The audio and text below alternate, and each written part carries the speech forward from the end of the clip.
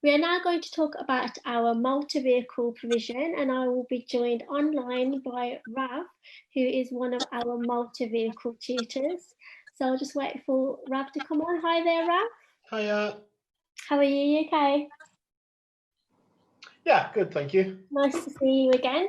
Yeah, I was going to say, I could just see the top of your head there. Get that right. There we That's go. fine. Well, what we'll do is I'll kick off with a question for you first, Rav, and then we'll join Russell in the multi-vehicle workshop. And whilst Russell's kind of showing us around, if you wouldn't mind just kind of maybe pointing out some of the areas so Russell kind of knows what to kind of go through. So Rav, initially, can you give us a brief overview of what kind of courses we have and the kinds of careers that they can lead on to? Yes, of course. So main courses that we're going to be doing for 16 to 19 school leavers is entry 3, so motor vehicle maintenance and repair, starting at entry 3, working up to level 1, 2 and 3. We do have a higher education H&C course, which is a level 4 course, but that's done, I think it's running this year, maybe running next year as well, but it depends on how many students we have for that course.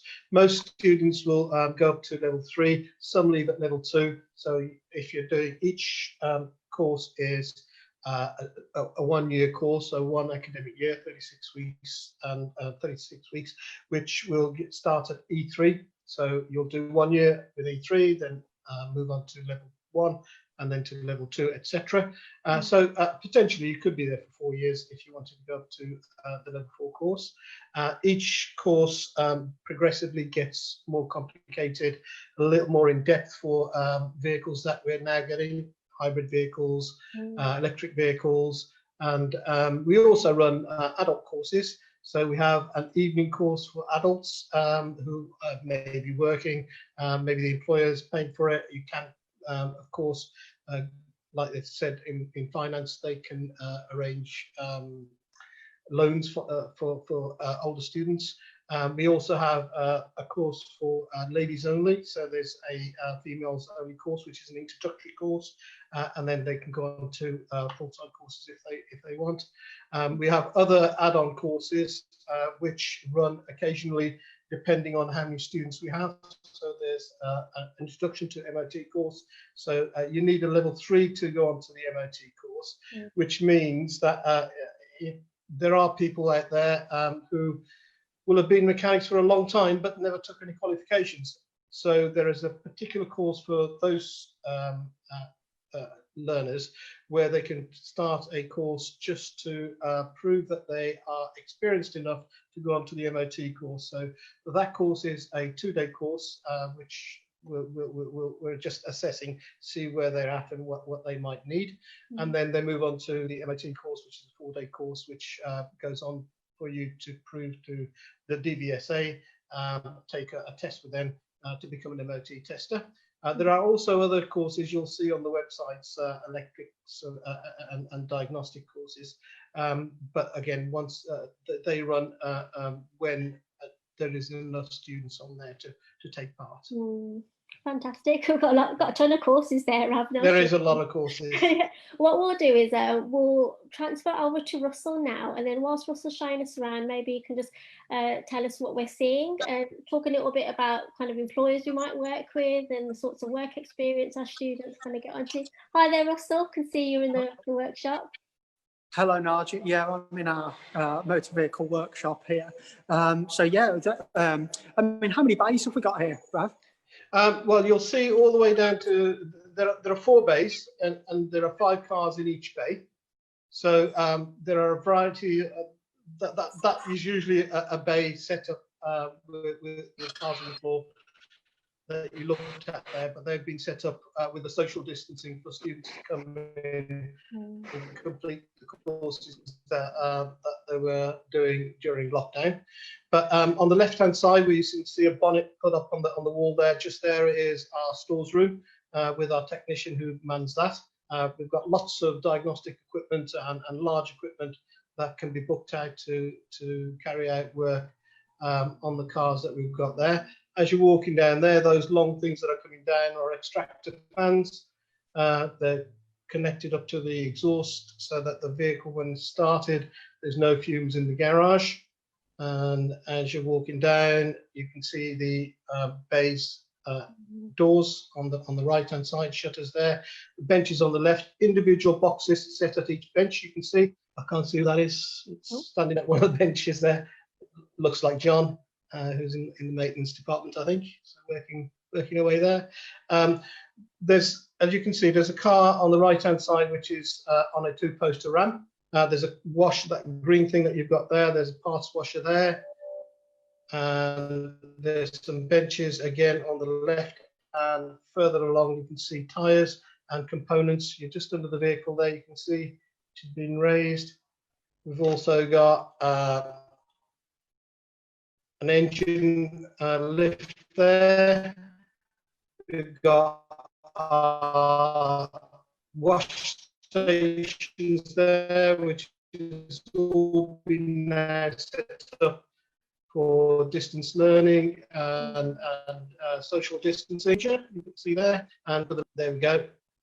Okay, and that runs all the way along there. So each bay, you can see a shutter door, which allows cars to be taken in and out of.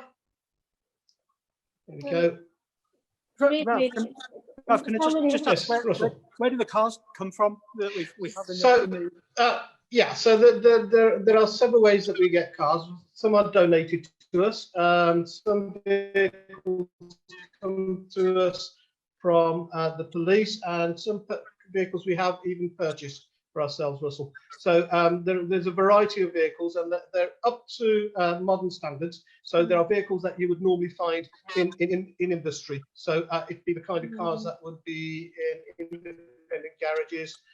So there's a variety of cars. So you're not just working on one model manufacturer of vehicles. So if you were to go into an independent garage, you may want to go into a main dealership. So we're set up for that.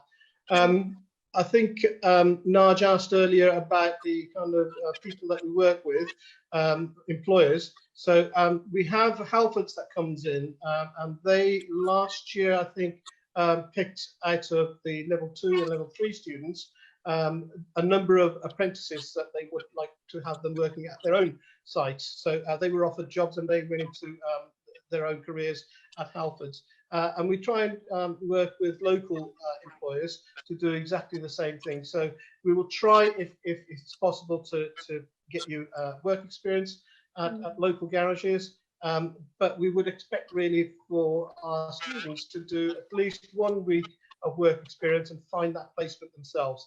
We will then go out and check that for health and safety and make sure it's safe for the students to go into that particular garage, and that will be part of their course. Yeah. Okay, great. And I mean, whilst we're in here, I mean, we've shown a lot of the practical work that students can do, but there is a lot of theory work that students do as well. And we've got classrooms just over here. We've got a bit of a different setup for teaching classes at the moment. But around here, we've got some proper theory rooms that students would normally work in. There's also changing area for overalls as well. Did we touch on that? I mean, the kind of equipment that students will need when they're studying motor vehicle courses. I mean, the kind of uniforms. Safety equipment, yeah, PPE.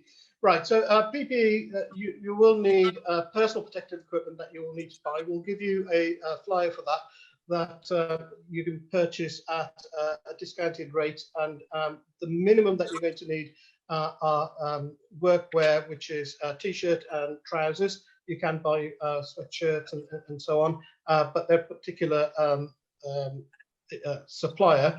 However, as long as they meet the British standards within that, you're okay to buy those. So if you've already got some PPE that you've used elsewhere, that's okay. And of course, you need some safety boots to go with those as well. The rest of the equipment we can supply ourselves. So we have that, all the tools that you're going to need. If you're going to need face masks or perhaps gloves, we supply those as well. We're just started having students come back in after lockdown. So we're working with the guidelines that the government's giving us, and we'll continue to do that as we go along. Okay, great. And I mean, the students do need some financial support for uniforms. That there are bursaries Of available. course, yeah. So they can speak to our finance team that we spoke to Sam earlier, and obviously just get in touch if you need some information about that. Are we back over to you now, Naj? Yes, thanks, Russell. That was really, really amazing actually to see those facilities. And thanks to you as well, Rav. We've got some You're amazing welcome. facilities there, great massive workshop. There is, and if you're still feeling unsure about the motor vehicle courses, please get in touch with us, and we'll get back to you as soon as we can. Fantastic. Thank you very much, Rav. Okay, thanks, Naj. No worries. Just to let our viewers know, Rav has recorded a session for us about our motor vehicle courses, and that video can be watched back on our YouTube page, or it can be found on our Facebook page and also on our website as well. If you have enjoyed what you've seen so far, please do apply as soon as you can, so we can make sure that you've got a place for you in September.